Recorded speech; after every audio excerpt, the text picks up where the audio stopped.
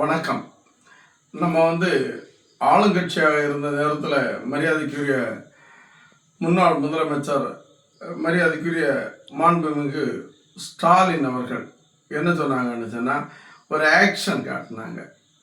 அது சரியானது. ஒரு முதலமைச்சர் வரும்போ இந்த மாதிரி ஆக்ஷன் காட்டுவதெல்லாம் தமிழகத்துக்கு அது ஒரு பொருந்தாதது. இது இவங்க தான் அதை ஒரு முன்மொழிந்து இதை காட்டினாங்க.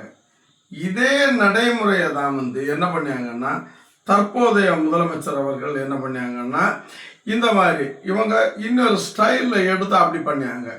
அதுக்கு விளக்கம் உடனே தரேன். அப்போ இதை தாண்டியும் சபாநாயகர் அவங்க சட்டமன்றத்தில் அனுமதி முதலமைச்சர் கேட்காங்க, அனுமதி உண்டா அப்படின்னு. அப்போ முதலமைச்சர் சபாநாயகர் என்ன சொல்லியாங்கன்னா, பண்ணுங்கன்னு சொல்லியாங்க. என்னை பொறுத்த மட்டும் எல்லாமே பொதுவானது தான். சபாநாயகர் இந்த அனுமதிக்கு ஐயா இது வேண்டாம், ஏன்னா இவங்க விபிலியத்தையும் வேதத்தையும் கற்றுக்கொண்டவங்க தான் சபாநாயகர். அவர் நான் வாழ்த்துதல் போற்றுதல் கூறிய ஆளு.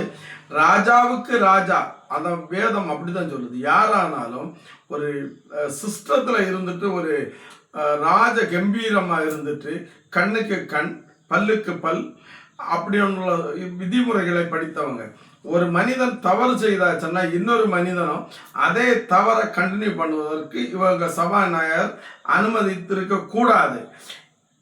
அந்த முகவுரையில் என்ன சொல்லியன்னா, தயவு செய்து தமிழகத்தில் இந்த மாதிரிப்பட்ட பழக்க வழக்கங்கள் வேண்டாம், இத்துடன் நீங்கள் நிறுத்தி கொள்ளுங்கள். காரணம் என்னன்னா, இந்த கை செய்கைகள் காட்டம்போ இனி முதலமைச்சர்களே காட்டியிருக்கேன்னு சட்டமன்ற உறுப்பினர்கள் இனி வேறு விதமான கை செய்கைகள் காட்டுவாங்க.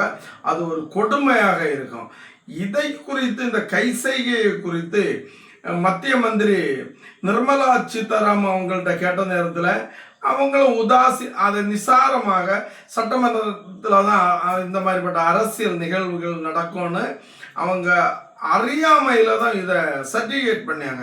தயவு செய்து சட்டமன்றத்தில் என்னென்ன பேசணும் என்பது விதிமுறை இருக்குது, சிஸ்டம் இருக்குது. அதன் அடிப்படையில் போனால் நல்லா இருக்கும்.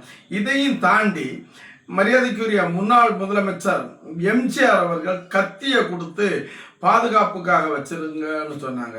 இப்போதைய முதலமைச்சர் மரியாதைக்குரிய அந்த வழி அவங்களை முன்னிறுத்தியாங்க. அதனால சொல்லி இந்த மாதிரி பண்ணக்கூடியதை இது நேக்கோ சடாச்சி, கராத்தேல நேக்கோ சடாச்சியில் நெய்பன் பிளாக், இது ஒரு அட்டாக். நெக்குக்கு பண்ணக்கூடியதை வேகமாக பண்ணியாச்சுன்னா, இதை எடுத்து வேகமாக பண்ணியாச்சுன்னா ஈஸியாக ஒரு மனிதன் இறந்து போவான். அட்டாக்னா அந்த வர்மக்கலையாகும். இது நேக்கோ சடாச்சியில் நெய்பன் பிளாக்.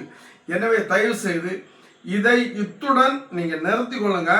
இது என்னுடைய ஒரு பொதுவான ஆலோசனை. ஒரு கட்சியை விமர்சிப்பதோ அரசு அதிகாரிகளை பேசுவதில் பொதுவான ஒரு கருத்தை கன்னியாகுமரி மாவட்டத்திலிருந்து எபனேசர் காங்கிரஸ் கட்சியை தேசிய கட்சி காங்கிரஸ் கட்சியில் காமராஜ் வழிவந்த என்னை பொறுத்த மட்டும் இது ஒரு ஆலோசனை சொல்லி அடுத்த வீடியோவில் மீண்டும் வருகின்றேன். நன்றி.